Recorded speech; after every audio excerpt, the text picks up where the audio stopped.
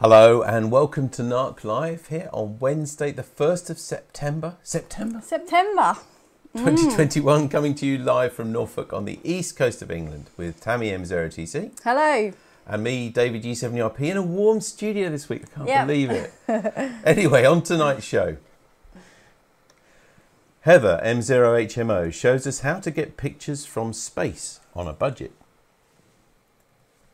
We have a follow-up and the official results of last week's radio direction finding fox hunt. And we find out what on earth this is. Have you any ideas online? We've had quite a few entries by email, but if you've got any last-minute inspirational ideas of what that mystery object is, then you can enter it on Facebook or on BATC, and we'll reveal all in a little while. Anyway, great to see us back in the studio this week after our second outside broadcast last week. Hope most of you caught it either live or on catch-up, because we're going to reveal the results tonight. So if you didn't catch up and you want to watch it from the beginning, the whole competition, then you may want to look away in a little while first time. But first, if you didn't, why weren't you here last week? Exactly. We were working hard and anyway, in the cold. Did I mention the cold? How cold it was? Cold? It was cold out there. Yeah. But you were quite warm in here, even though you were doing everything on your own. Anyway, let's show you. Firstly, I'd just like to show you and really commend everybody who got involved with that last week. We've got a slide here which we can show you with everybody that was involved with the fox hunt last week. So have a look at this. It was 27 people, believe it or not, that it took. You can see there was the fox team there. They were the people who were sending the beacons every 5 minutes for others to find. So there was James, Lynn, James and Katie.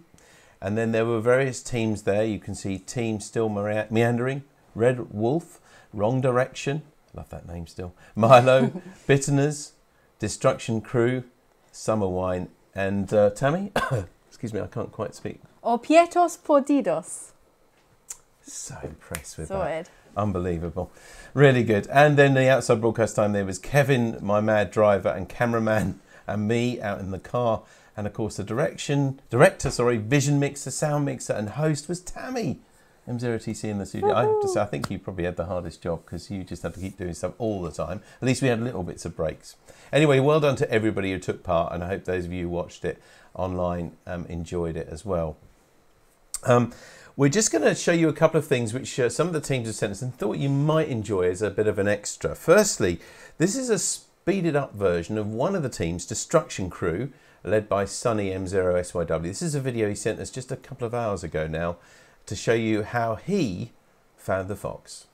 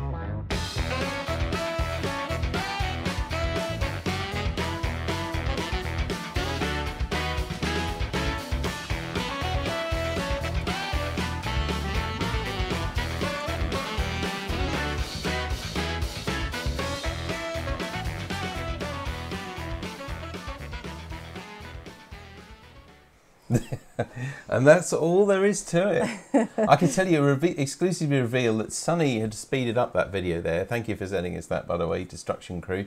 But my driver, Kevin M0HMO, actually drove that fast. He wouldn't have had to speed up the video at all. Anyway, hope you enjoyed that little bit of an X-Factor. So we're now going to reveal the results. If you haven't watched it, and you'd like to watch it still, it's on our YouTube channel and on Facebook Live as well. But if you'd like to, so if you haven't seen it yet and you want to, look away and close your ears now, because we're going to reveal the results. Here we are. In third place, it's Team Still Meandering, Colin M0GMK with his wife Jenny. In joint second place, Bitterners Group. Can I hear that? No, I can't hear a booze in the background. Team Bitterners with Steve, Alec, Peter and Ian. And joint, in fact, with Destruction Crew, Charlotte, Paul and Sonny. But in first place, it was Team Milo with Bob GSTU and Mike G8EY, and they did it in 8.5 miles. I think, was it 7.7 miles was the possible? I think it was 7.7. So I think that the shortest possible distance would have been 7.7 miles. So they did really well. I think if Destruction Crew hadn't stopped in the pub there, they might have done it a bit better. But anyway, well done to everybody who took part. It was really very good. Now, Mike, as you see there on the screen there, who's part of Team Milo, he actually made us a short video on how they did it. So I think especially actually if you are people who enjoy this direction finding and you want to know the techniques the winners used, because remember, by the way, the winners of this not only receive a trophy at our AGM next year, but they will become the foxes for all of our direction finding competitions next year. But anyway, if you want to see how they did it, Mike's made this short video, and here we go. Well, I thought we were actually going to look at the fox's location first. You should have looked at your script. I should have looked at my script that I wrote only about 5 minutes ago. We stopped typing it. Anyway, here we go. So let's have a look at these pictures. Sorry, Tammy. So this is actually where the fox was. This is in the daylight. Yeah, this is the fox, and it was opposite the other side of the river, which is the ferry in at Horning there.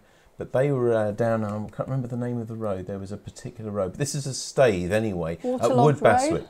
Maybe, yeah, Waterlogged Road. This was a staythe at Wood Baswick. And of course, the cunning thing about this was particularly, if you were direction finding and you were doing, you'd have to be darned accurate to get those right. There's Lynn and Katie. They had one of the cameras there at the ferry inn. And that's some of the gear, and there's a lot of equipment, I have to tell you, that the Fox used there, James M0UKS and his team used to pretend where he was. We saw him in a spaceship and all sorts of things. There's all that gear that's needed to produce the pictures from there. And there's some of the other gear.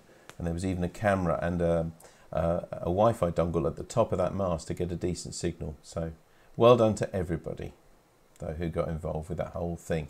So I hope you enjoyed it. Now, do you know what? We've got a video now that Mike and Bob, the winners, sent us. You obviously don't need me anymore. No. Cue the video. Cue video. The challenge: can NARC take back the trophy from the Bitterners?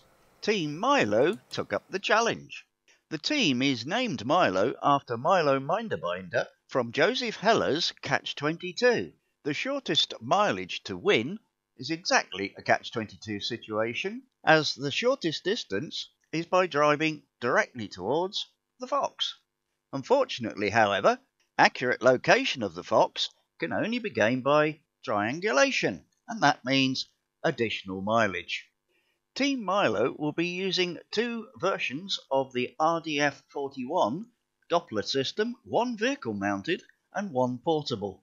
The portable one will be used to get bearings from the field at the Thorpe Recreation Ground. The day before the event, the portable unit was tested in Catton Park out in the open and calibrated and gives a nice result and looks just like this. However, on arrival at the Thorpe Recreation Ground, we found that the first bearings that came up actually gave a display more like this. Two bearings were taken on separate transmissions from the field, and an average was taken of each bearing.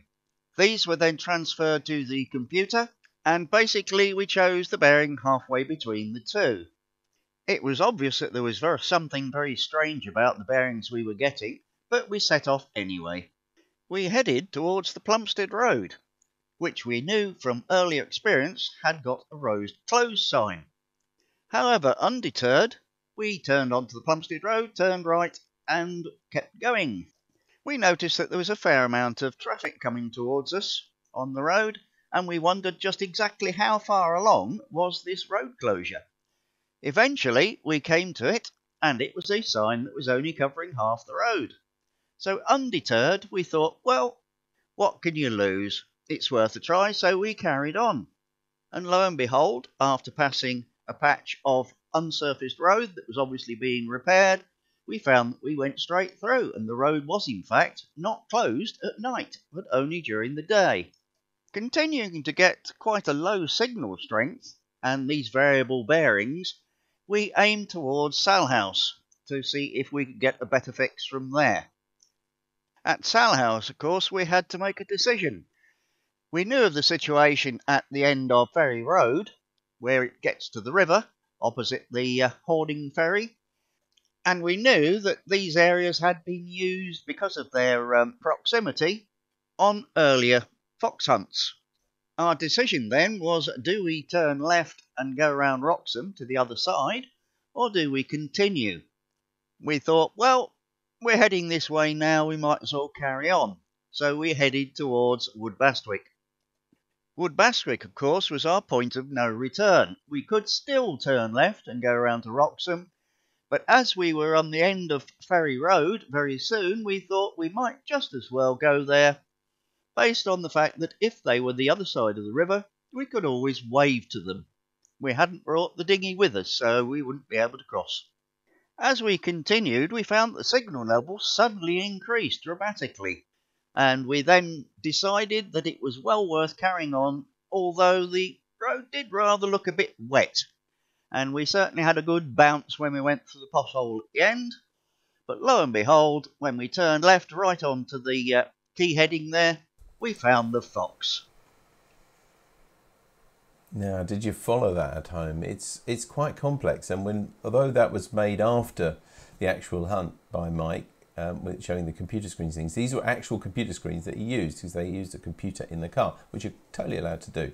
Anyway, there's a little bit of further reasoning now, so let's watch this final, very short video from Mike, which he sent this afternoon. So, what was our thinking? Well, the signal strength was low at the start and still low at Salhouse, so the fox is either much further away or in a dip near the river. The signal strength did not rise gradually along the route, instead it rose abruptly near Woodbastwick, so the fox is probably in the dip around the river. Bearings are still very variable, not stable, so the fox is probably amongst the trees, not in the clear. So we reckon the fox is at the Woodbastwick side of the river. There we are. So that's how to do it. From the winners themselves, a great analysis. Thank you, Mike, again for sending that in from your team, Milo. If this has enthused you to give this a go, and I know a couple of people have recently bought kits and things like that, you can buy a very simple, straightforward thing called a DF100 kit through the club for about £8, which you need to use with a handheld, or the sort of sophisticated equipment that Mike and his team use there, but it doesn't always guarantee you'll win. As I said before, the one we did in July, the Bitteners one, and they were using basically a modified version of this basic DF100. There's as much skill, and I think most people would agree, a bit of luck, quite a bit of luck as well, in doing this, as well as the equipment. So don't just think that you have to spend hundreds of pounds on anything like this. But it is something that everybody, I think, enjoys. You know, all those 27 people who had fun that night, I think, and hopefully you had fun as well watching. So if you are interested in doing it, we're going to be doing another friendly one, hopefully this sort of summer, if I can call it summer, in the next few weeks on a Sunday. It won't be televised or anything like that. It's just purely for fun, for people who enjoy it. We're just keeping an eye on the weather, really, and choosing a suitable day.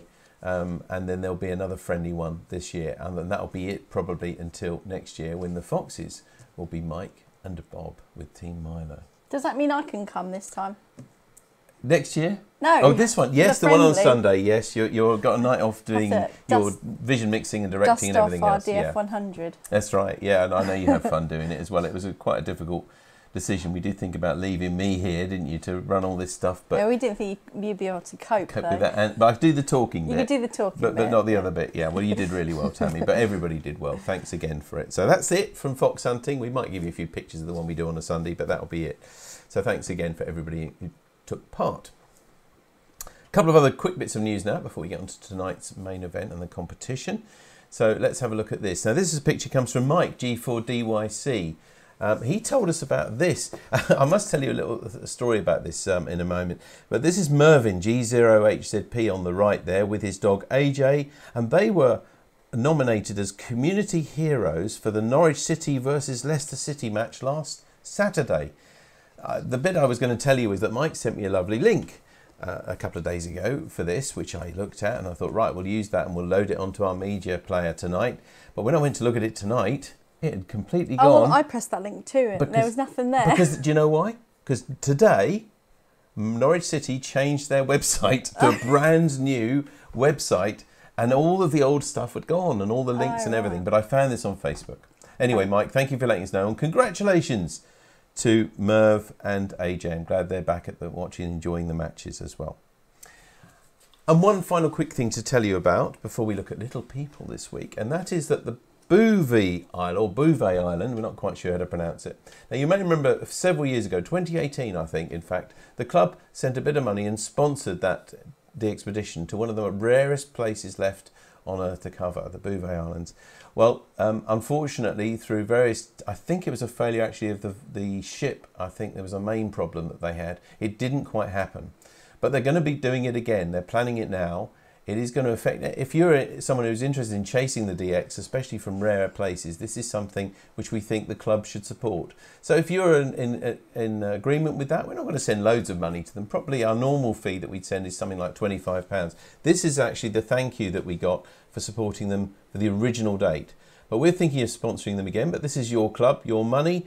If you've got any reasons to do it, for us to do it or not to do it, then please let us know. Otherwise, we'll send them a donation. And of course, it's also open to other similar expeditions that you might hear of. Do let us know. This one came from Roger D3LEI, who heard that they were redoing it.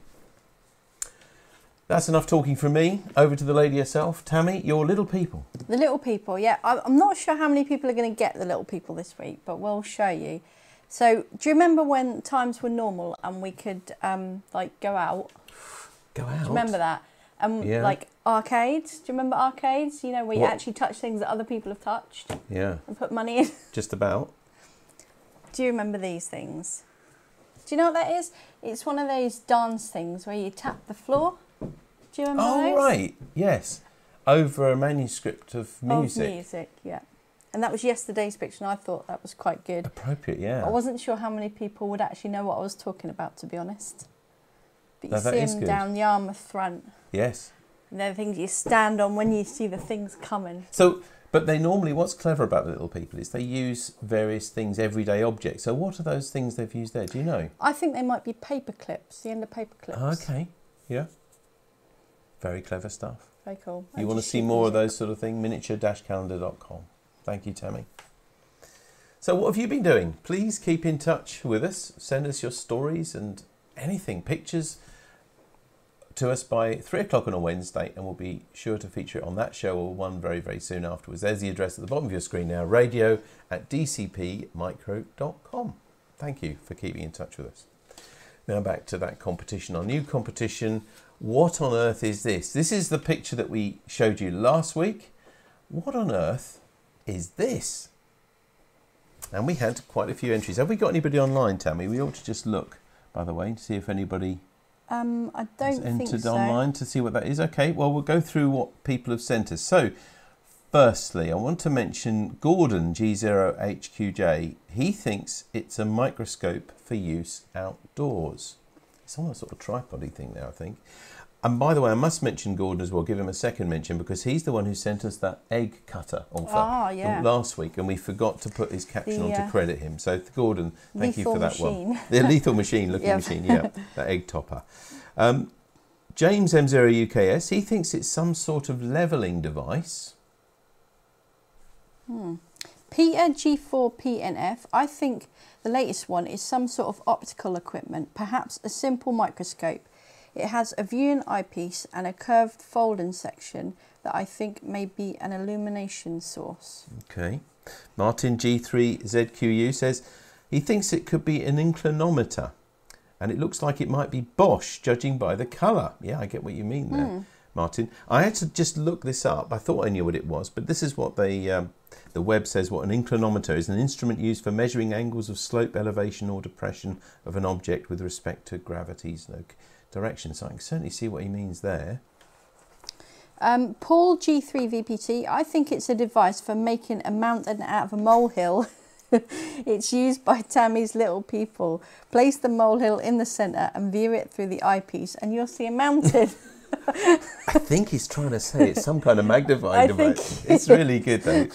Lovely, isn't it? And Michael 2E0SZP said, the mystery object says the photograph of your mystery object is a high-powered pocket microscope.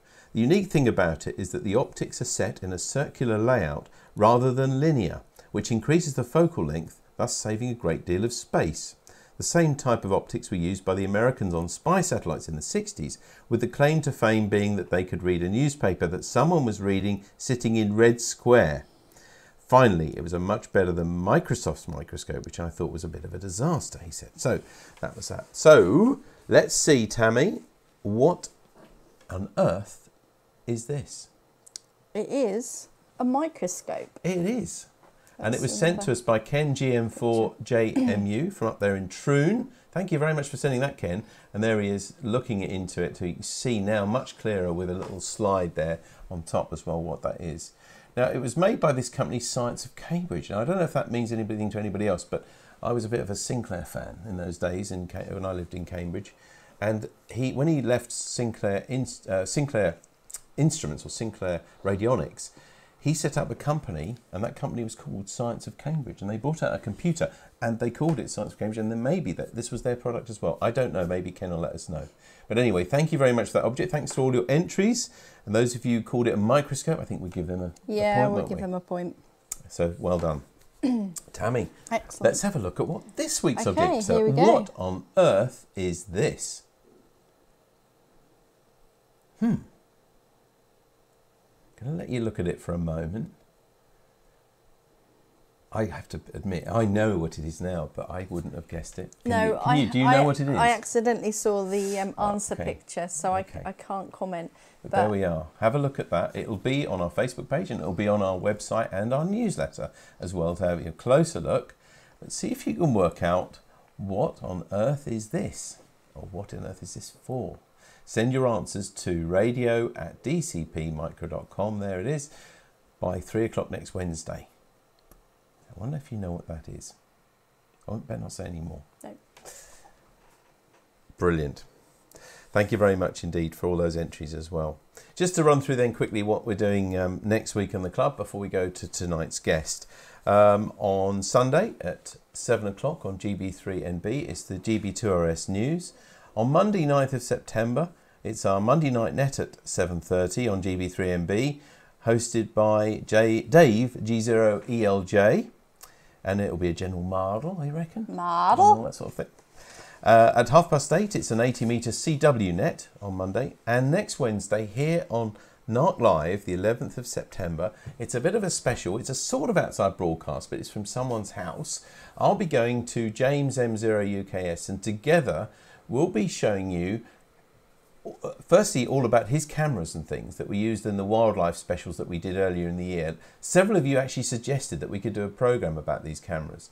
So we're going to cover wildlife sort of cameras and also just general use video cameras for use with security, wildlife or whatever. And also I thought we'd do a little feature on this. Now this, if I can show you this on this camera, Tammy, camera 1, if I show you this. Now a lot of you bought one of these cameras.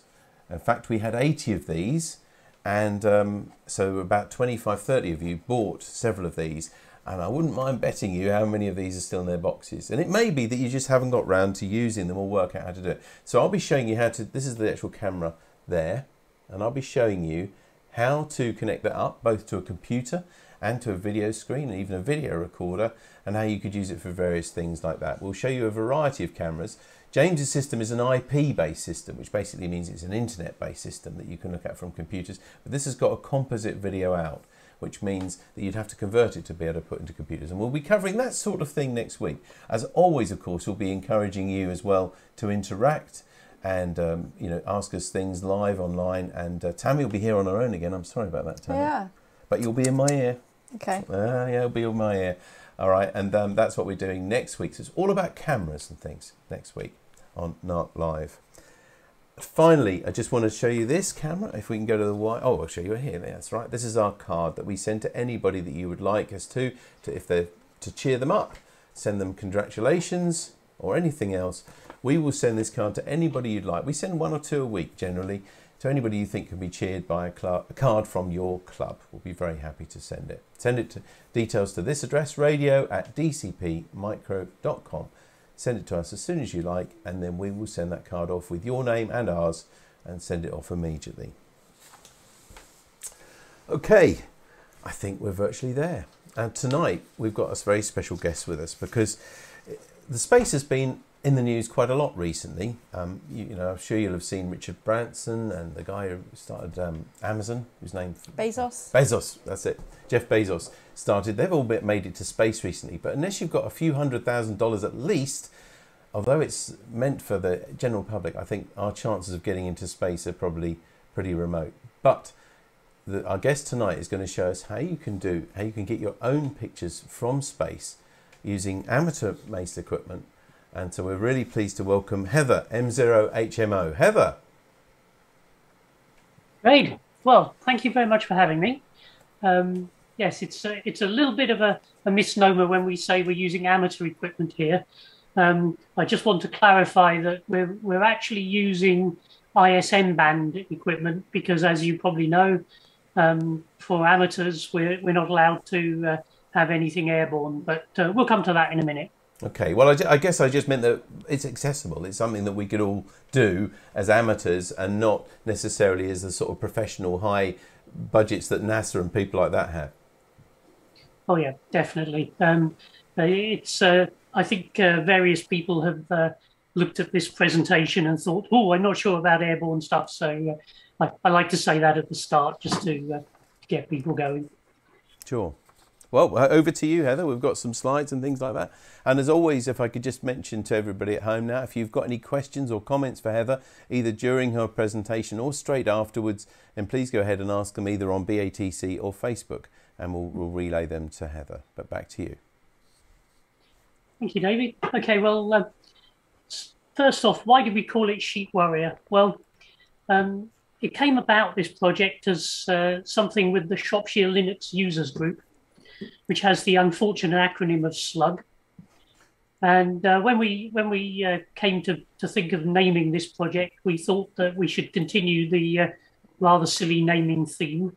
So obviously, if you've got a big latex balloon going up over the hills of Shropshire, a sheep warrior was probably a good starting point. And as you'll see, we went a bit mad with our naming. So yeah, we progressed on a bit with the names. As I mentioned, there's virtually no amateur radio in this, but there is an awful lot of radio. As you can see, we're using multiple modes, all sorts of different freely available stuff, the Wi-Fi, GPS, 2-meter talkback, 3G, all that sort of thing. So quite a lot going on in the way of radio. And here's a list of the things that we named. So the balloon itself, we'll obviously talk a bit about that, which is called the Sheep Warrior. And part of the problem we have, of course, is that we want to get this thing back when it goes up into space, or the edge of space, comes back down again. So we created a thing which we called the Shepherd, which is the way of tracking it. And the various ways of running around after it, the sheepdog and the sheepdog puppy. And yeah, then we'll go through some of that and the software involved and so on, and then talk a little bit about what we got in the way of results. So Sheep Warrior the actual balloon. Sheepdog, this is our chase car. There's a picture of my car, I wish. Actually, I have an old rather rubbish 4x4 with a magnetic tri-band antenna on the roof, which does perfectly well for this job, as we'll see. We then came up with the Sheepdog Puppy, which is a small version of the tracker, which is portable, and we'll talk a bit about creating that. And the final thing is our Shepherd. So what we wanted to do with this project was something a little bit different to what everyone else was doing with high altitude balloons. And the big problem is actually finding the thing when it comes back down to Earth. So what we thought was we'll put up another balloon, this one on a tether, so only allowed to go up to about, I think it's 50, 60 meters high,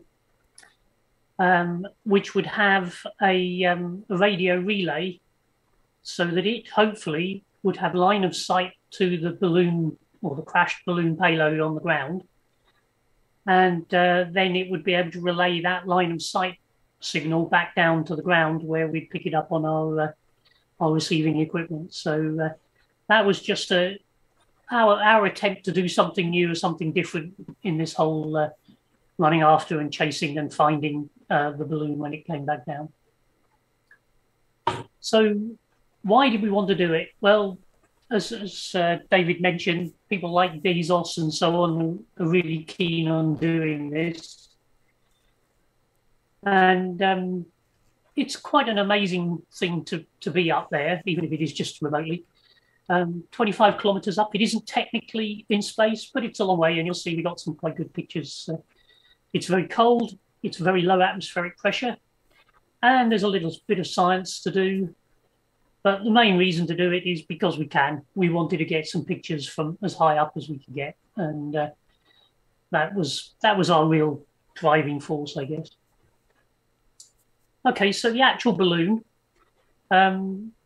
based on a Raspberry Pi, there's a commercially available thing called the Pi in the Sky PITS tracker board, which is basically a RTTY 10 milliwatt 70 SEMS transmitter in the ISM band that connects to the Raspberry Pi and basically provides you with a GPS transmission.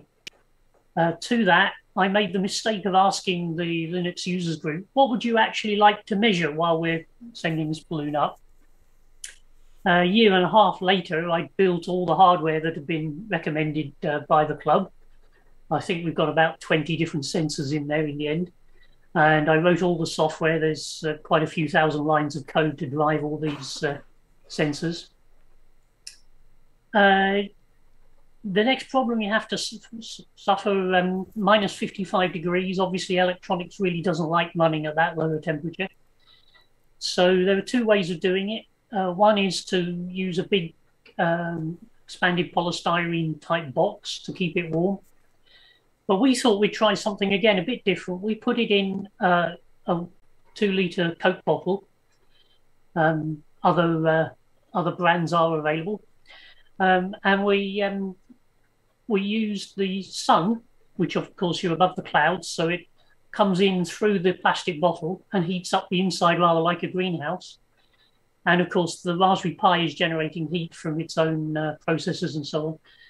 As you'll see, that was actually very successful, and it made for a much smaller and more convenient payload. Lots of custom software. A big balloon, we'll see a bit about that later. A parachute, because when the balloon is going to pop, we don't want the thing plummeting to the ground at high speed and breaking itself when it lands, or maybe breaking somebody else when it lands. So, okay, so we took the Pepsi challenge. There it is. That's the actual payload that we flew. It's actually 2 pop bottles. We cut them in half. We used some hot water to manage to expand one of them. And then we used the ribs in the shape of the bottle to click over each other so we could create something that we pushed together. We tied some string through holes in the bottom of the bottle and through holes in the top of the bottle, and then we could just put a small bit of knot on the nylon cord, the string, and hold the two things together. But it did mean that if it was going to land on a hard surface, the whole thing was slightly compressible because it's made of plastic, obviously, and the two slides can slide together. We put a few, or I guess the cheesy quavers, the polystyrene little funny shapes that you use in packing, so that if there was an impact, the electronics would bounce on that and wouldn't be damaged. And a little bit of polystyrene around it to add a little bit more insulation. Then, as I said, we've got a Raspberry Pi, loads of custom sensors, and of course our camera in there, which is what we really wanted to be playing with. So what has the Sheep Warrior got in it? All sorts of sensors. We'll look at a bit of the results from some of those. We wanted to obviously use this GPS RTTY signal as our main transmitter, but we also decided we were going to put in a LoRa module as well. For those who don't know, LoRa is it's still proprietary, but it's fairly freely available communications protocol that's designed for low power, long range communications. It's not very high bandwidth, but it is supposed to be pretty good. And as you'll see, we got some fairly good results out of the whole system. So it works quite well. The balloon itself, filled with helium, is a 600-gram latex balloon we used on our two flights that we're going to talk about here. 1 meter diameter at sea level, 10 meters diameter when it's up at 25K. So it really is pretty big, 10 meter diameter balloon. So you need quite a lot of stuff going on there. 600 grams for the balloon, 1.3 kilograms for the total system, including the payload. Lots of nylon cord to hold everything in the parachute and the balloon and the payload all together. We used lithium batteries because they were more reliable when they're cold. So if things did go wrong and it did start to get cold, we stood a chance of things surviving for a bit longer if you've got lithium batteries, and they also last longer as well. So that was the thinking there. So I've got a latex allergy, so of course the first thing I did was buy a latex balloon. Lots of all these things are available online to amount of helium and so on that you need to put in them. So you can find that all online if you do a search on it. You need to find a way of filling the balloon, and the way it works is that you fill the helium balloon until it's got a certain amount of lift. So that's basically so it can lift a certain amount off the ground. And obviously you don't want to go for it just managing to lift the payload off. You want it to lift a bit more. Do all the calculations. Fill another bottle, this time with the right amount of water to weigh this, what they call the neck lift. So this is extra weight that we want it to be able to lift that we can then detach, and then it'll shoot off up into the air. We took an old bicycle inner tube, put it all together to make a filler. One end, the bit of white plastic there, that actually we attached the balloon to that. And the other end we attached to the valve in the helium bottles. And that way we can get the weight right, and we'll see why that's important. Lots of different ways of getting helium. Our first flights we bought copper helium in 98% purity or something like that. But subsequent flights we used gas, which is actually cheaper. It's nowhere near as pure. I think it's only 75% helium or something, so you need a bit more of it. But that's the sort of thing we were using. So there's the balloon, my friend Ian holding it there for the photo. About 1 meter in diameter. We filled it. We tied on all the payload. We triple sealed the neck so the helium couldn't come out. Lots of gaffer tape. Lots of tying on of the nylon cords to hold everything together. And yeah, then we let go and off it goes. So the hardware, we've got a Raspberry Pi camera, nice little 8 megapixel camera. We didn't actually do any video, but it is capable of video. So in an event, we'll probably do some video from the flight as well.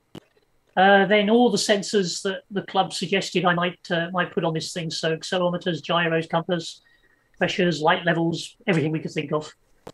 We also had to implement our own thermocouple system because obviously normal silicon sensors don't want to go down to -55.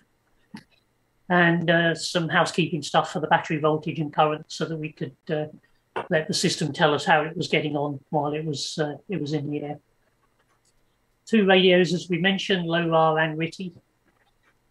And so, yeah, this is the only bit really about the radio. 2 transmitters. If you're running stuff on the ISM band, you're only allowed a maximum of 10 milliwatts, which isn't a great deal, as you'll be aware. But 10 milliwatt RTTY actually turns out to be extremely effective. And the LoRa as well, both pretty good for 30, 40 kilometer line of sight. The messages that we were sending, of course, we don't have to have a proper call sign. So we called it SLUG, S-L-U-G, from Linux Users Group. And that's the message that you can see there. So message number, this was number 16, time, latitude and longitude of the GPS sensor, and then various things from that big array of sensors, including the speed. The last one is a checksum, the 54A6, and the one before that is the atmospheric pressure. So that sort of thing, just sending down live telemetry data. And at the same time, it's also storing all this data on the SD card so that we can, if we manage to retrieve it, we can get all the data exactly as it was taken. I mentioned the Pi in the Sky board. This guy, David Ackerman, he's based somewhere, I think he's Ross on Wye, somewhere in on the border of Wales anyway. He did a lot in the early days for high altitude balloon stuff. And so we basically took what he'd done and added all these custom code, the LoRa code we developed ourselves, all the sensors, and it's all publicly available. It's all on the Git repos. So if anybody wants to go and get any of this, they're welcome to get it all. We don't hide any of our code. It's all open source. So then we developed this Shepherd board. So I'll remind you, the idea here is that this board is going to go up on a tethered balloon. This is just a little balloon which we're going to put up at the roughly the location of the last transmission when the balloons come down to Earth. And the idea here is that this will act as a gateway to transmit line of sight information. So first step, we had to all learn how to use CAD design, PCB layout package. So we had a few training courses within the Linux Users Group, and we actually gave this course to the Telford Club as well, Telford TDAR's Amateur Radio Club. As you can see on there, there's a little built-in receiver, the coiled black thing on the top right. There's a Wi-Fi PC module, one of the ESP chips in the middle at the bottom. We've also got the option of having an external antenna if we wanted to put a wire antenna on the SMA to the bottom right. LoRa module in the middle, and all sorts of different interfaces so that we could use this as a generic module to program up the ESP chip, do all the LoRa communications. And we also brought out all the I2C and SPI type interfaces so that we could use it as a development platform for other things if we wanted to. So what we did here is we used the antennas to connect to the LoRa. We programmed up the LoRa from the ESP chip. We received LoRa transmissions from the balloon, and then we retransmitted them via Wi-Fi down to the ground where we were sitting with our computers on the ground. and we could then see the messages that were being relayed.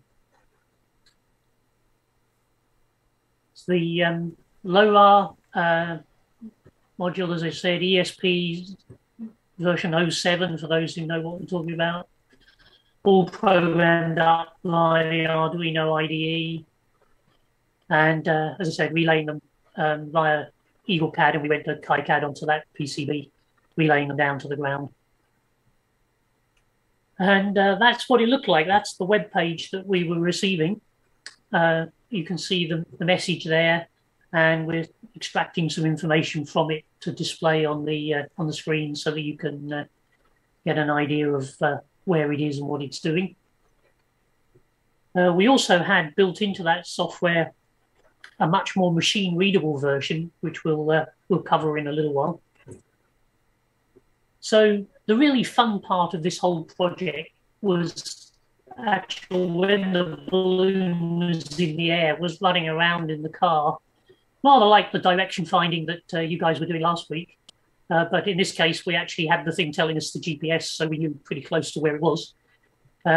So in the car, I used an 857 with a super gainer vertical, Android mobile running to create a hotspot, PC running Windows 10. And we ran a program called DLFLDigi. This is a balloon-centric version of the FLDigi digital modes program. And the great thing about that is that it can relay messages to a central server automatically. And therefore, anybody who's looking at the server can actually see the flight and track it in real time over the web. So that was quite a useful little thing. And we mentioned also this portable version, which we'll take a look at in a minute, but that had a little Yagi antenna on it. We used that as a backup if we needed to for the for supplying the 857. So we backed up everything whenever we could. So when it was in the air, this DLFLDigi program produced this kind of reception. As you can see, this was taken when there was a very strong signal. So at the bottom, you've got the waterfall with the two frequencies for the RTTY, but it's rather blurred because it was such a strong signal, getting a lot of harmonics in there. And you can see in the middle panel, that's all the messages that we're receiving. The last good received message is displayed in green there. So this is a feature of DLFLDigi where it's detected that it was a good signal. It likes the checksum. So it's displayed it in green and it's transmitted it back to the internet central servers so that people can see how that's being tracked. On the central server, you can log on to this. It's trackerhabhub.org. And it shows just a simple Google Maps. It tells you a bit about the telemetry on the left, plots the path of the balloon, and it also shows you where people are receiving it. So you can see on that one that we had quite a few people on the continent receiving this balloon with the RTTY 25 milliwatt signals. And they were also transmitting data into this central server. And I don't know, you can't quite make it out here, but this little bit is just a list of the call signs of everybody who sent in data. So you can see there were 15 or so people around the country who were tracking this with us and putting the data in. So even if we lost track, the chances are there was someone in the country who was going to be finding it. Now, in order to fly something this high, you need a license, which you get from the Civil Aviation Authority. This is basically, you apply a month or two in advance, and they give you windows where you're allowed to fly the balloon. So they said we had 4 weekends that we could fly any day on the weekend. We were only allowed to fly it if the prevailing winds weren't going to take it anywhere near any of our local airports, in our case, Birmingham and the RAF site at Shawbridge. And we also weren't allowed to fly it if there was bad weather or if it was going to be going in any direction that they didn't like.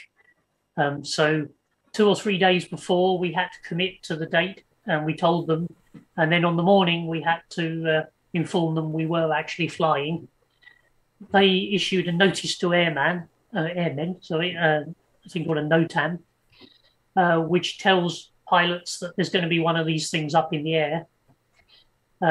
They specify all sorts of things like how big the balloon's allowed to be, how strong the cords tying everything together are allowed to be, so that if it got caught up in a propeller or something, it wouldn't damage a plane. So again, you've got to keep on the right side of this, and it's fairly easy to do, and they're very accommodating to people to let you do this sort of thing. We had another set up in one of the other cars from the club members. This was running just one of these blue RTL SDRs. Again, a homebrew antenna, SDR sharp, so all on a budget. This is all maybe £10 worth, and a laptop would get you on the air receiving this thing, and virtual audio cables and that sort of thing to do the receiving. So quite a simple system if you want to go for the cheap solution. So what does it look like when it's running? Well, the big signal on the right is the LoRa. This is spread spectrum, fairly high density. I think we were transmitting one every 3 seconds, 4 seconds, something like that. And the little signal on the left is actually the RTTY signal. So both in the ISM band, because, as I said, we have to do that because we're airborne. And as you can see, quite clear signals, easy to find, easy to decode in SDR sharp or on the real radio, the 857 or whatever. Other software, we had various GPS loggers. Somebody said it would be nice to know where the balloon is, but it would also be fun to know where the cars are. So we made a GPS tracker for the cars, which just connects up to a PC, and then every 10 seconds or something, it interrogates the GPS unit to find out where it is, and then it plots it all on a website or downloads it into Excel or whatever. And I also wrote a bit of custom software in Qt to log all this information so that we could also process it later.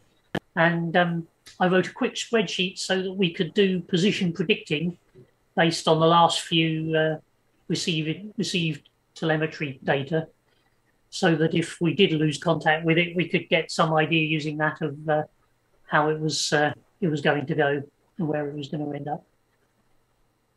Little things we've got there. There's a USB power module, which is basically just a 12 volt to 5 volt converter.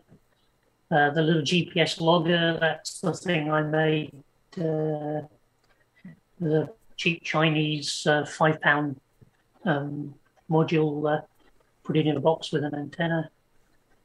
So let me come on to this thing, the sheepdog puppy. This is a little portable tripod-based receiver.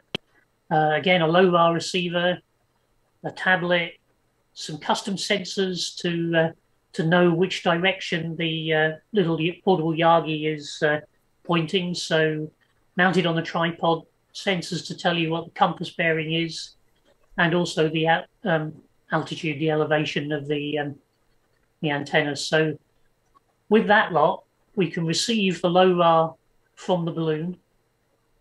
We can work out where it is.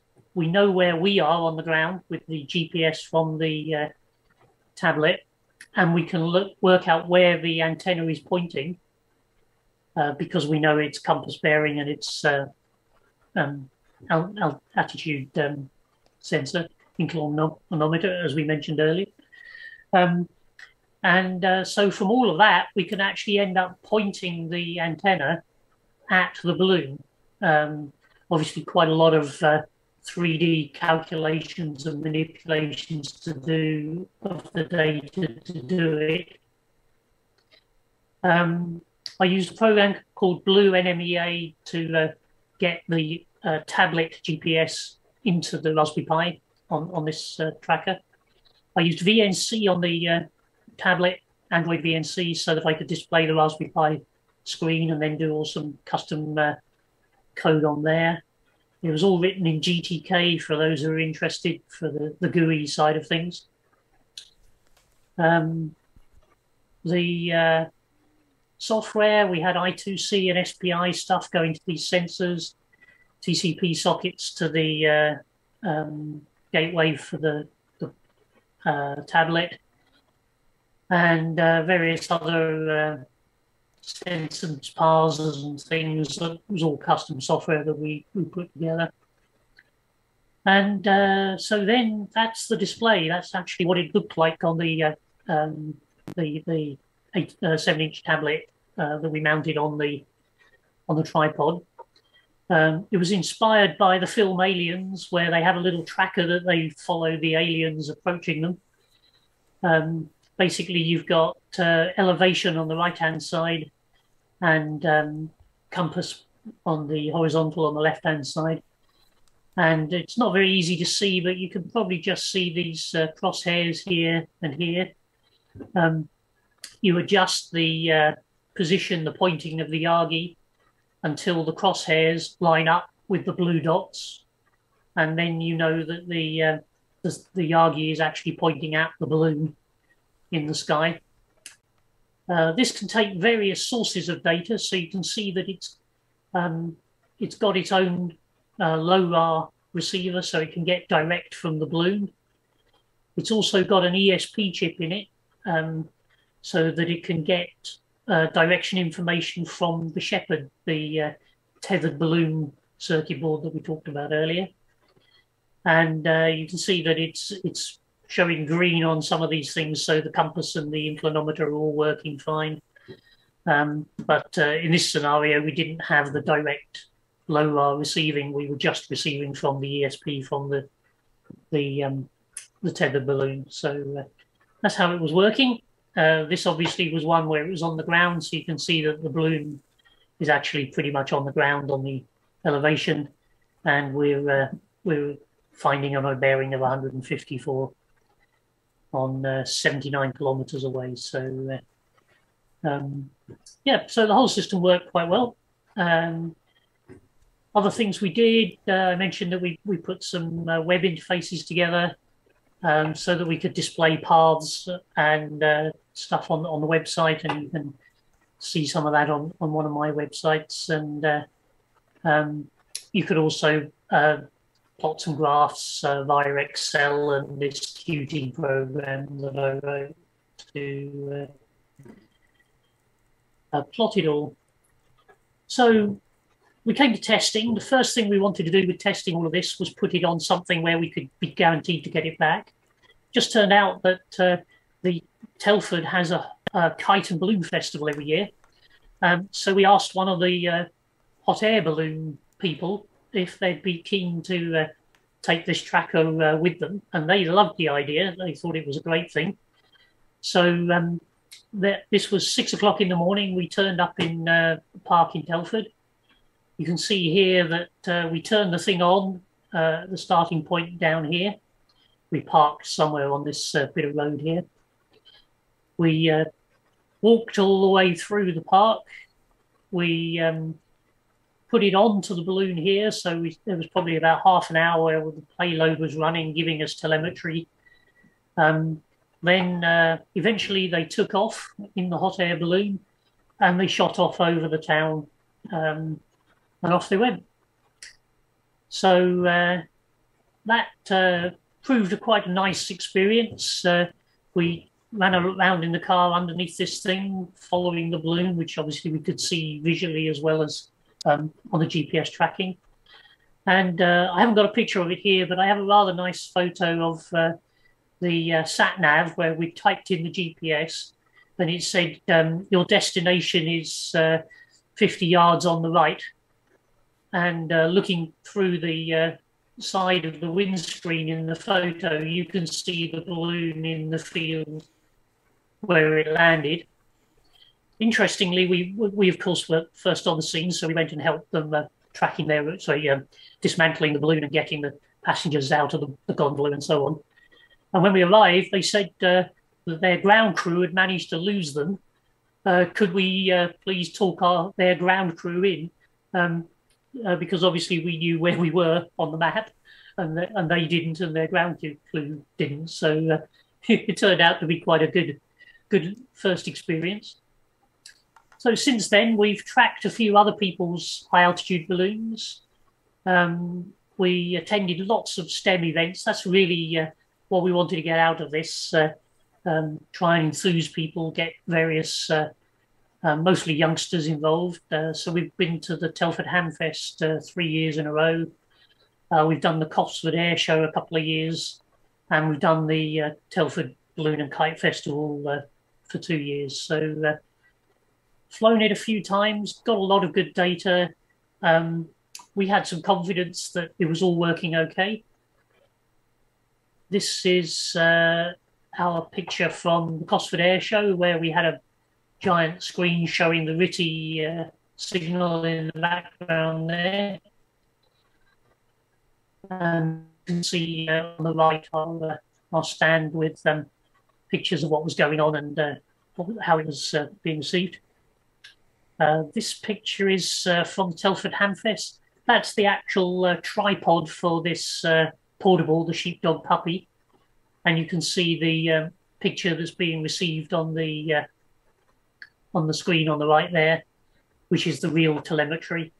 You can just about make out that little GUI on the 7-inch tablet that we made a little shroud for protecting it against sunlight.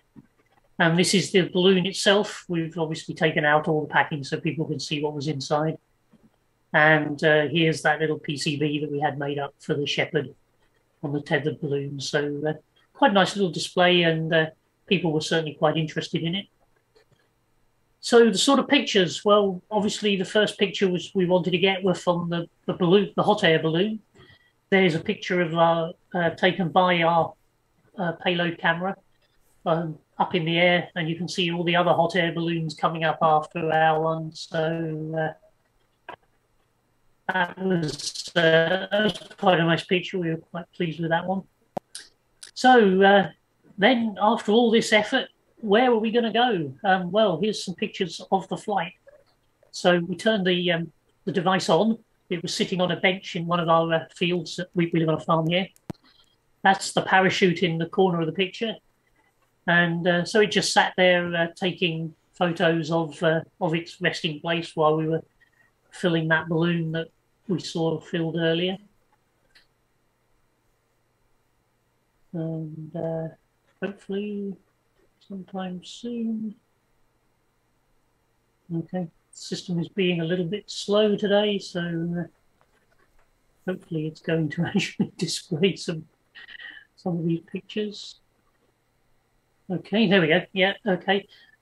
So there's the actual balloon just taking off. There it is on the ground here, just off the ground, sorry. And here's the parachute right at the top of the picture. So everything on long bits of cord so that things aren't going to get into problems and they aren't going to get wrapped around the balloon and so on. And obviously when it starts to come down, you want the parachute to deploy quite nicely. So it'll be in its sort of moving through the air upwards position, as you can see it there, and then it'll when the balloon bursts, it'll come down as a parachute. There's the first picture we got of it, some of the Shropshire Hills. That's the Wrekin Hill in distance there, and you can see we've got two cloud layers that we've got on this day. Oops, there's the first one we're going into it. There it is from above the first layer of cloud. And there we are above the second layer of cloud. Is this, can I just ask you, Heather, is this the time, you've got permission for this at this height, haven't you? You have to get this permission for this. Oh, yes. This is one of the actual flights. Right. Yeah, sorry. Yeah. So this was going up. I think we had 3 possible weekends. The first day of the first weekend was going to take us straight over RAF Shawbury, so we didn't fly that. but luckily the winds changed and it started heading sort of southeast for us. Yeah, so off it went. It's above the lower cloud level there. We're going up. Wow. And that's above the look at that. Next layer of cloud. That's fantastic. And that's even higher. That's just about as high as it got. That's about 25 kilometres up. And just to remind us, I know you've told us about the technology and everything, but were you getting these pictures live, Heather? Oh, right, okay. No, we did play with it, but unfortunately the bandwidth isn't sufficient. We did get some pictures in some of our testing, but they were only 100 by 100 pictures. Right. These are all HD 8K pictures that we stored on the SD card, and then we obviously downloaded them when we recovered the payload, which is, I guess, a little bit of a spoiler because it means that if you're seeing these pictures, we've got the camera and the SD card back.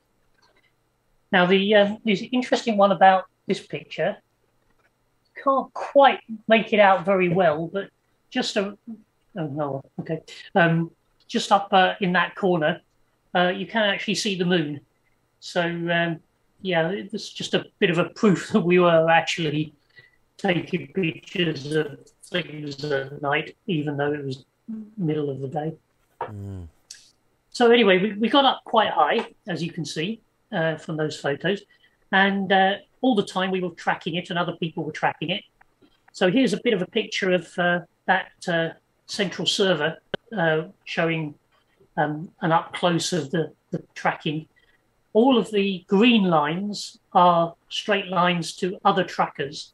So you can see there were 1, 2, 3, 4, 5, 6 people actually tracking it at that moment in time.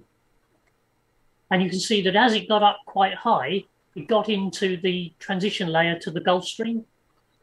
And it just did a little bit of a spiral or three, as you can see. So we parked up somewhere outside Oxford and just sat and watched it going around high up, 20-something kilometres up.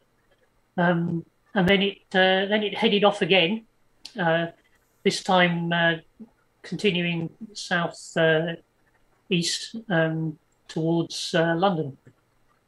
So a couple more pictures. It burst and it started coming back down.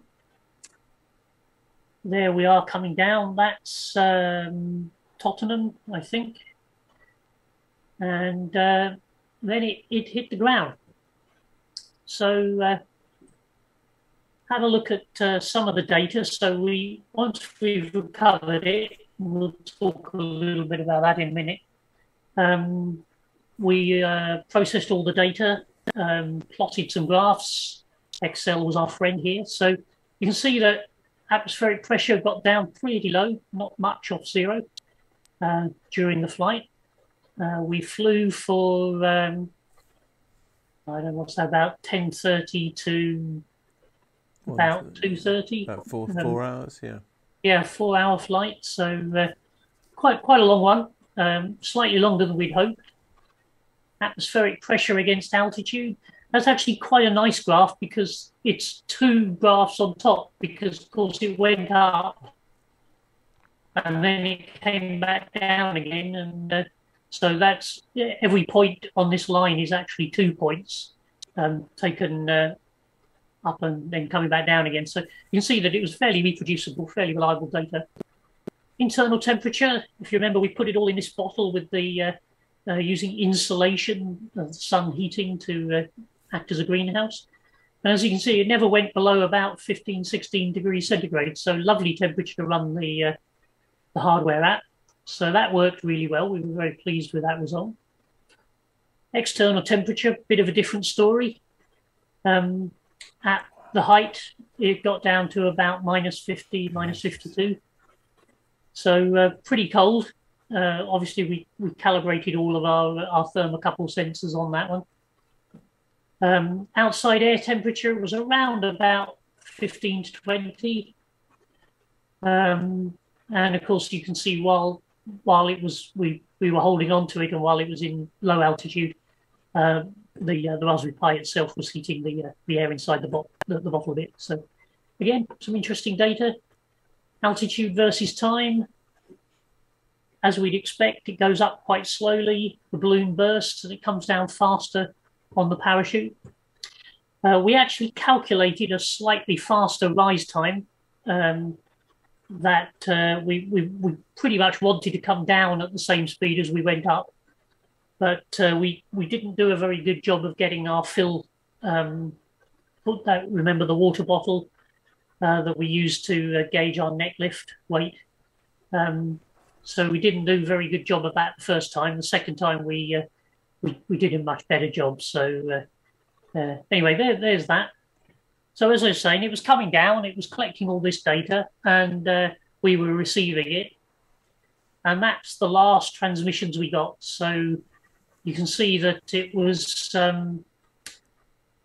coming down at this 51.43 by minus 0.36. That's the GPS coordinates. And then the altitude, 278 meters, 193 meters.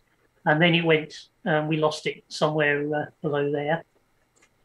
But this was actually about 22 kilometers away from us.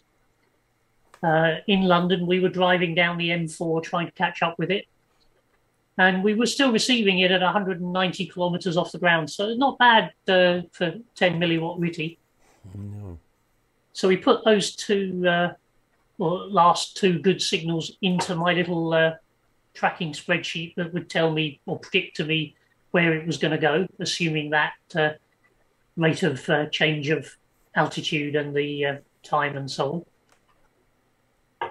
And that was what we had predicted from this tracking site. And my spreadsheet basically said that it was heading in this direction. You can see that it came along here, and then it suddenly doubled back on itself. The winds changed as it got down to the last sort of quarter of a kilometre or so above the ground. And my predicting Excel spreadsheet said it should land somewhere around here. So this is cheating a little bit, but what I did was I went onto Google Street View, and I had a look at what was there. And this is a little bit cheating because this was done in hindsight, but there's a picture of the what Google Street View said was where we thought it had landed on that road. And there's a picture that it took of exactly that house. Heck. While it was on the ground. So fair enough. It was sitting there. It was quite cool, wasn't it? Very, yeah. We were about 15 minutes away from it when it landed. But we knew roughly where we were going, and we were driving along, or at least my partner Paul was driving. I was sitting with a laptop working all these things out and navigating. And then it took this picture. Somebody on a push bike turned up and thought, "Oh, I wonder what this is on the ground." And you may remember from the very beginning there was a picture of it, and we had a thing in there saying, "This is a science experiment. Please phone this number if you find it." And they phoned the number and they said, "Oh, we've just found your experiment. What do you want us to do with it?" And we said, "Oh, we're about 10 minutes away." So they said, "Oh, well, we're going to go to this place somewhere just down the road." So they took it there, and we met them there, and they were really, really pleased. We offered a £50 reward, but they wouldn't take the money. But they really wanted to be a part of this, so they were really happy to be involved in it. So we were really pleased with that. They must have been very excited to suddenly realise where that thing they'd picked up had been.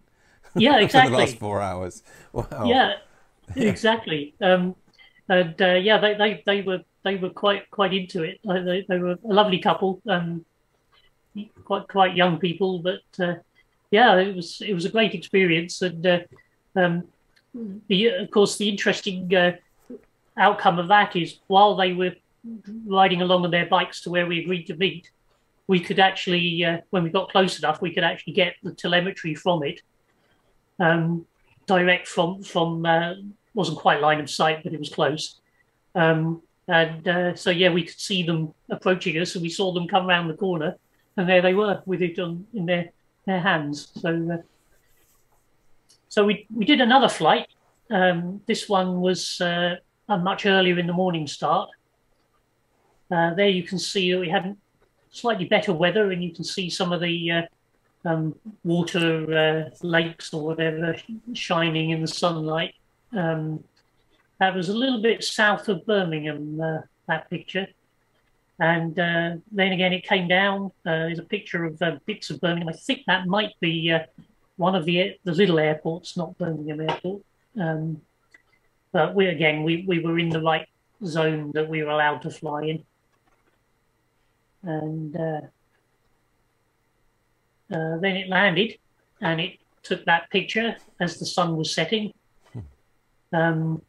which is obviously in a stubble field. A little bit harder to find, I think, than that house. Much harder to find. Yes. But we managed to stay quite close to this one, so we actually were receiving it once it landed on the ground. So we parked up in a field, and it was about an hour's walk.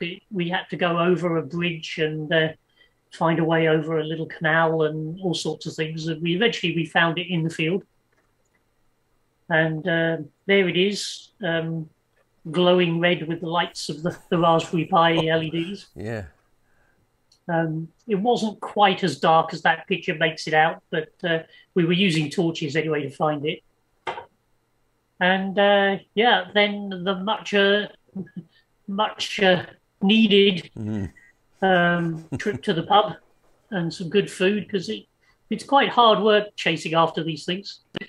And I'll leave you with my favourite picture of all of them, which was pretty much the highest point we got on the second flight, looking down on the country, on England, from space.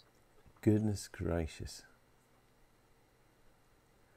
Well, there we have it.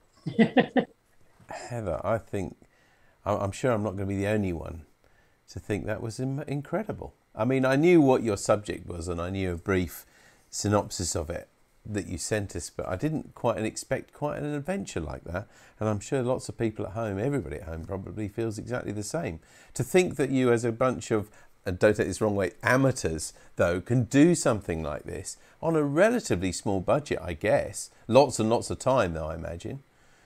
It's incredible. Hundreds of hours for the programming and designing the hardware. Yeah. But then because we wanted to do so much more with it. I'd say the budget was probably £200. If you exclude, as I say, you could track this perfectly well with one of the blue SDR dongles. So as long as you've got a laptop and a car, 150 quid for the payload. The balloon itself was about 40 quid, I think, and the helium was probably about 70 or 80 quid. So it's not too bad. And great fun. I think you're very modest, and I think it's an incredible experiment and quite one of the most amazing things I've seen, actually. So I'm sure you think this is wonderful at home. If you've got any questions now for Heather, or any comments or anything, I mean, we haven't seen many comments and questions, Heather, and I bet you it's just because people have been transfixed. I'm not just making this up. I think that was one of the most engaging talks I've seen as well on something, just thinking, and I had lots of little questions, and you answered each one of them. Did you retrieve it, and did you need permission, and all that sort of thing that I was writing down as we were going along. So I'm still reeling from the fact that you're allowed to do something like this, and this had a 4-hour flight. I mean, so are you saying that this probably wouldn't damage a jet airline or anything else that would hit it? Is that the case? That's the idea. Its total weight is less than a bird, and the balloon. Of course, we're a long way above where the jet aircraft fly, I think they go around about the 10, 12 kilometers mark. And we were, well, the second flight, we were over 30 kilometers. So, yeah, that we're only in the flight corridors for a very small amount of time. And of course, space is big, as Douglas Adams would like us to believe. Yes, of course. So the probability is incredibly small. What they're really worried about is the nylon cords that hold everything together. They have to be a certain braking strain so that if it did catch in propellers and things, it wouldn't be able to damage anything. I mean, you applied to the CAA for one of these licenses, but you must have had a lot of this information in advance. Where do you find out that sort of information? There's quite a lot online. There's a few websites that will actually, places that sell all the stuff for this. It's mostly for weather balloon projects. That's where the latex balloons come from and the parachutes come from. So there's quite a lot of it going on because all of the big airports put up these weather balloon sensors quite regularly. Mm-hmm. But yeah, a search on high altitude balloons. David Ackerman's done quite a lot of stuff, as I mentioned him online again. Searches for him can pick up all sorts of good stuff for it. And yeah, then if you can find the calculators and a lot of the software and so on. As I said, we wrote it all ourselves based on the data sheets and so on. So yeah, this is that was from the sort of Linux user group. I know from your what you used to do as a job. You write software for systems and things like that. So can I ask you to grade it in terms of the average amateur who might tinker with a bit of code on Arduinos and Raspberry Pis? How much of a level is this? Is this quite high level stuff? I think to get the PITS board working is well within the range of most people. It comes with software. If you can build images for the Raspberry Pi, and if you can get the Raspberry Pi to do it, to connect up to a screen and that sort of thing, then you should be able to build the basic Pi in the Sky module and have the tracker working. If you want to do things like our little the sheepdog puppy, the portable display and so on, that's quite advanced. I think you need to write GUIs for running under VNC. That's probably quite a slightly more advanced thing. And the sensors, all the software I wrote, well, if you've written basic sensors, a lot of this code is available for Arduinos from the libraries and so on. You can base stuff on that. I would think most people could have done most of what we've done if they're familiar with Raspberry Pi and the computing side of it, the Linux side. It's fantastic. Right, okay. Well, we've got some questions and comments, and you won't be surprised to know just lots of simple comments like brilliant, fantastic. I saw someone say, I'm going to build one of these. So you've really, truly been inspirational tonight. But let's get some of the questions. Tony M0TDK on BATC says, how far did it go from launch to landing? The second one, I think it was probably 200 miles. We launched it in just outside Telford in Shropshire, and it landed just outside, or just in Tottenham in London.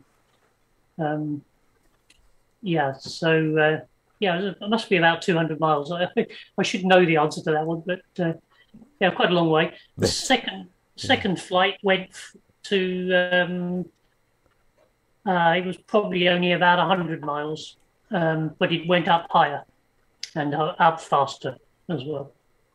Okay. Jim G3YLA, you might know his name, his call sign is Jim Bacon, former BBC weatherman. So I'm sure he's not a stranger to this type of balloon and things from his career as a meteorologist. And he said, congratulations, Heather, terrific job. What was the highest wind speed you recorded? I don't know is the simple answer to that one. Now, At one point in time, it was going faster than we were driving, so I think it was doing more than 60 mile an hour. I think that was probably about its highest point when it got into the jet stream, because we were. That's why it got away from us. We were rushing down the M4, sorry, no, we were rushing down the M40, and it was getting away from us. So it was going quite fast at one point in time. Wow. Okay, another question now from Simon M0HMO says, apart from all the instrumentation, did you include a radar reflector so aircraft could detect this in the air? No, we didn't. We were below the size and weight that's a requirement. Had we been a little bit bigger, then we would have been asked to do that. But it's an option that when they specify the license, they say whether or not you need to have one, and we kept below the limit so that we didn't need it. Okay. Bob G6PWS says, what PITS board did you use? PIT as in capitals, I guess you know what that is. Yes. Is that one of the Arduino type sensor boards or something? It's a Raspberry Pi board. It's Pi in the Sky. It was from Dave Ackerman, and I don't remember the part number. I'm afraid it was quite an early one. I'm just. I mean, don't worry too much if you haven't got that, because I think you said a lot of this information is on your website. Is that right? From these projects? Yes, some of it is, and people are welcome to get in touch if they. No, I'm afraid that's okay. Well, there's so much of this stuff, and I know there's a couple. If you want to put the my slide up that's displaying at the moment. Okay. We'll do that now. We've just got to lose the split screen. It sounds easy, but it's not. But it's okay. Well, there we go. Yeah. So that's it in the middle. That is the Pi in the Sky board that we used. Oh, Pi in the Sky. Right. Now I've grasped what PITS stands for. Yes. Yeah. All right. Sorry. Yeah. PITS, Pi in the Sky, from David Ackerman's. I think it's UP-tronics. It's UP Utronics. I don't know whether they were meaning to phrase it in that way. But that's the board. It's the same form factor as the Raspberry Pi Model A that we were using. Right, so it sat right on top of it nicely, I suppose, and exactly connected in. Yeah. We did have an email actually during the week, I must tell you about. It came from one of our members and viewers, John G0MXN, and he said that he's been following amateur radio operators and balloons and experiments for some time, him and Don N0DLB, and he mentions a couple of websites that we might be of interest, you might know about already yourself.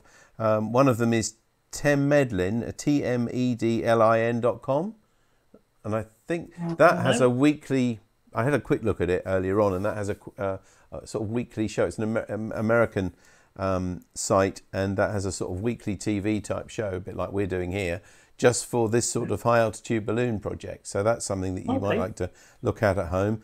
A call sign that was associated with that was W5KUB.com. So but anyway, that was something good. And he says that John says also that they track them on Flight 24 app with their transponders, Flight Radar, sorry, 24 app with the transponders. The interesting thing, of course, we're in the UK. We have a problem that we're not allowed to fly any amateur radio stuff airborne. In America, they don't have that restriction, so they use APRS for most of their tracking, which of course is pretty much designed for the purpose. And it would be a very much nicer solution for tracking than using the RTTY stuff. But it does mean that, because of the transponders and the APRS, they can actually get their data into a lot more things like Flight 24 and so on. But at the moment, we're limited to 10 milliwatts, and ISM band, unfortunately. I mean, yes, Stuart M0JKB has said, what a fantastic talk. Can we be advised when this might happen again? And if so, could we monitor it live, he says. Yeah. So I guess the question is, are you planning to do another one? We are. We've been adding some sensors. We realised that we missed out a sensor, which is a radiation sensor. So we've been playing around with putting a radiation sensor on. And I also would really like to get a 5.6 gig drone video camera up there, just probably to do a little bit of a video sequence when it gets to a kilometre or so above the ground, so that you can see it going up over the ground and through the cloud layers.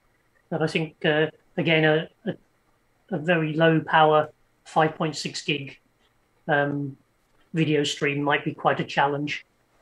So that's what I'm working on at the moment. Some of these... But yeah, yes, the more the merrier to track these things when we fly it again. Well, do please put us at least on your list of people to let know, because I can tell you here there's going to be 70 or 80 people watch this talk tonight live, and quite a few hundred others will watch it in the next few days as well. So I know that I'll certainly be on that list of people who'd love to see it as well and help. I guess a lot of these cameras now that are used in these micro helicopters and things, first person view type cameras, I mean, they're relatively cheap, quite small, very low mass. I guess that would be ideal for this sort of application if you're allowed to include that in the bottle. Yeah, again, 5.6 gig for the drone stuff is ISM band, which is why we can use it on drones. And of course, drones are designed to be airborne, so it can all be done. The biggest problem, of course, is that these things take quite a lot of current, and batteries weigh a lot. So we would have to just do a short burst, maybe a 10-minute or maybe 20 minutes. And what we're planning to do is have a dedicated battery pack just for the video. So we still keep our GPS batteries and so on, so we can still recover the thing. But hopefully we'll have some live video feed for some of the flight.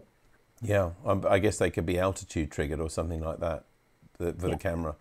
Well, the other great thing is, of course, LoRa is actually two-way, so we could send messages to the balloon to receive on the LoRa, and then we did actually think we might set it up so that people can send messages to it on LoRa, and it could then act as a little repeater and send it back on the RTTY, so that people could say, "Oh, we'd like our name up in space" or something, and do that. So we might play with something like that.